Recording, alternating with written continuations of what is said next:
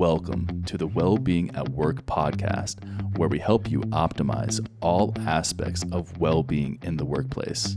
Hello. Today we continue our mini podcast series on the 5 components of well-being at work. This is component 1 of 5. So the first one of the 5, and that is career well-being. I'm your host today. My name's Alejandra Hernandez. I am a career and leadership coach and a co-founder of Opti Wellbeing Solutions. So of course, I'm really excited to talk to you today about career well-being because it's one of the things that I do day in and day out. I help people figure out what kind of career would feel good for them and enhance their career well-being. And we do that day in and day out. Career is incredibly important. And I'm going to really break it down in this episode. It's going to be such a juicy one. We're going to talk about what is career well-being? What does it look like? I'm going to break down the 3 C's that make up the purpose of a career and how you as a company leader can support your employees in enhancing their career well-being. Because when career well-being is enhanced, commitment to the company, commitment to the role, results are so much better. So let's get into this. We've got to really begin to see that there are differences in generations, and every generation that comes is going to change the way we look at work and how we do work. Now, we do have a unique situation in this time in history that we've also had a life event, a world event that has impacted all of us collectively, and that's the pandemic. The pandemic led to lockdowns, which then led to a complete overhaul on how we view work and how work could actually get done, aka a lot of work started to get done from home. Not all, but a lot. And so not only are we shifting in generations with people with different values and what they want to see in work, we're also shifting because we've had this life event that completely changed the way that we view work. And so one of the changes we know are happening is people want to feel like what they're doing for work is meaningful. Work for them is more than a paycheck. Work for them, although we do crave security and safety still, that's like a human need, our parents and grandparents may have worked for a paycheck in order to be able to support their families and just view it in that way. View work as a way to support their families, not as a way to fuel what they desire to contribute into the world. But that's changed now in many ways where the younger generations are like, I want to be able to feel like I have a purpose through the work that I do. And what's happened is with that changes the way that career well-being looks. Like maybe before career well-being really was like, I want to be able to have a place that gives me a pension or matches whatever I contribute or whatever it may be. It may look so different, but now career well-being looks another way because new generations, pandemic, changes, cultural shifts. So career well-being 50 years ago is very different than career well-being today. Every single client that has come to me as a career coach has come to me because of their lack of career well-being. No one's coming to me and looking for a career coach because they love their careers. No, it's because they're struggling and they don't want to do it anymore.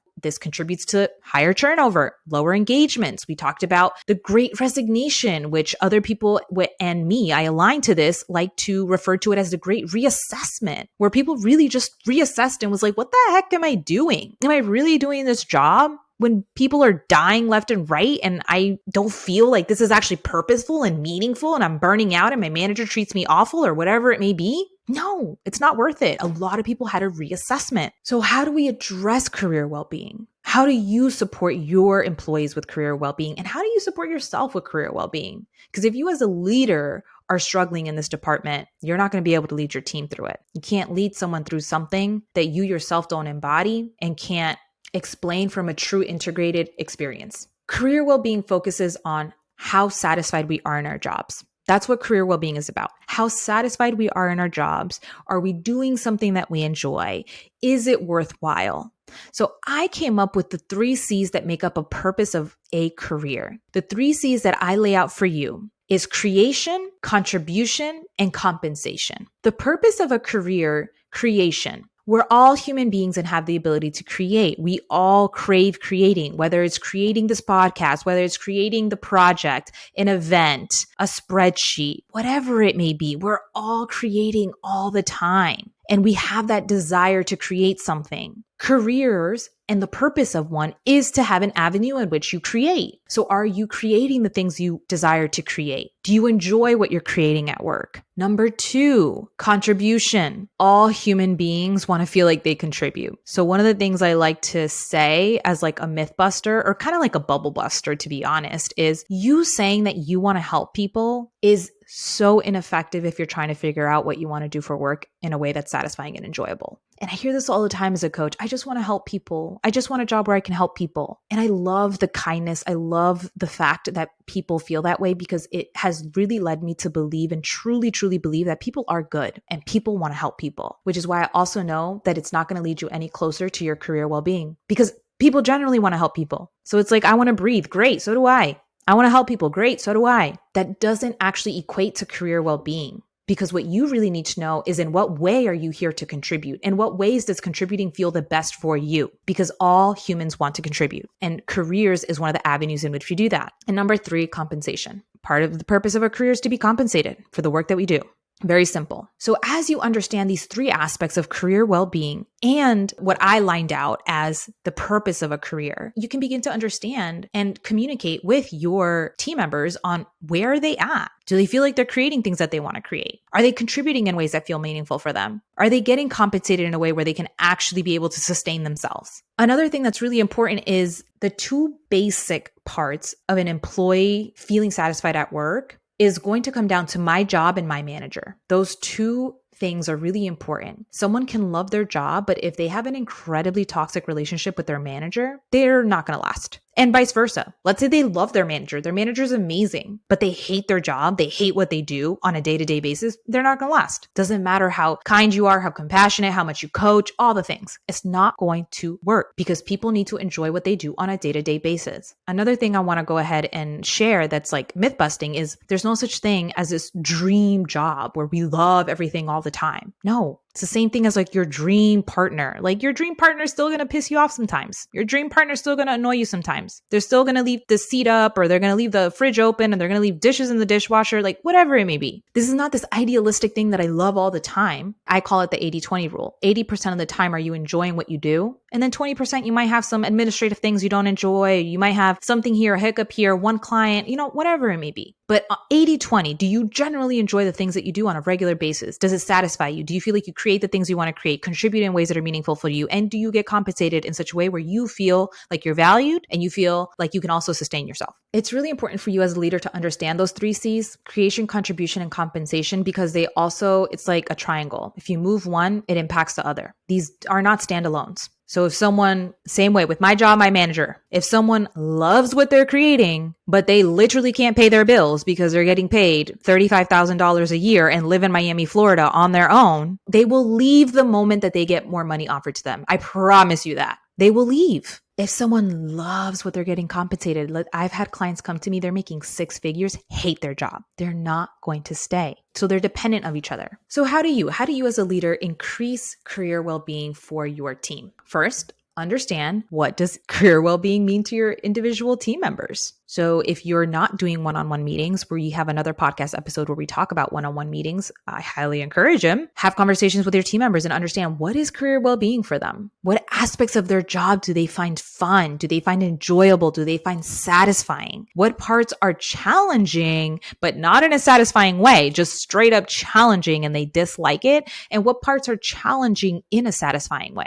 Because you want that. You want to be able to challenge your team members in ways that satisfy them, that contribute to their growth, because that is what allows them to feel like they are growing, like they are increasing their professional capabilities. In those one-on-one meetings, ask those questions. Maybe you want to go through the job description and say, hey, what are the things that you really enjoy about this job description? What are the things that annoy you? And it's not because you as a manager are going to take those things off their plate. No. But understand what could get off their plate if possible. Maybe you find that they're doing something that actually they could delegate to someone else, but they didn't know that. What parts are fun, and can you increase that part of their job? What parts are challenging in a satisfying way? And then ask them, is this something you would want to do more of? Would you want to move into a role down the line that would be a promotion? Like, let's say the journey of their role. Would you want to be able to move into this role later in the future since you find this challenging and satisfying? when you begin to have these conversations with your team members, you build trust, and then they start sharing things with you. And then you have a much better understanding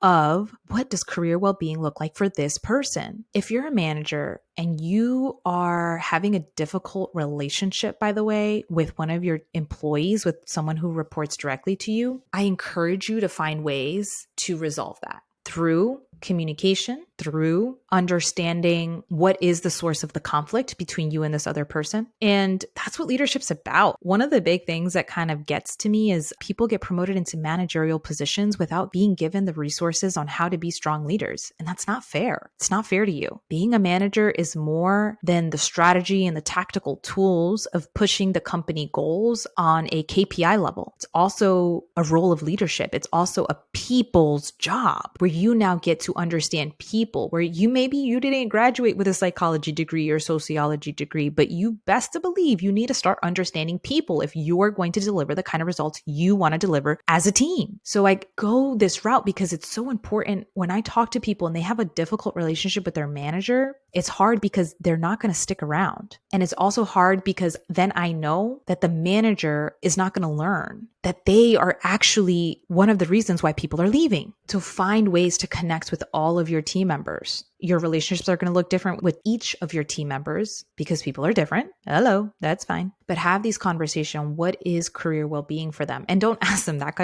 question because that probably isn't going to mean anything to them. But ask them those questions. What are the things you enjoy about your job? What are the things that annoy you about your job? What are the things you would be happy if you never had to do again? What are the things that are challenging to you and they just suck? Like you don't want to do them? What are things that are challenging to you that satisfy you?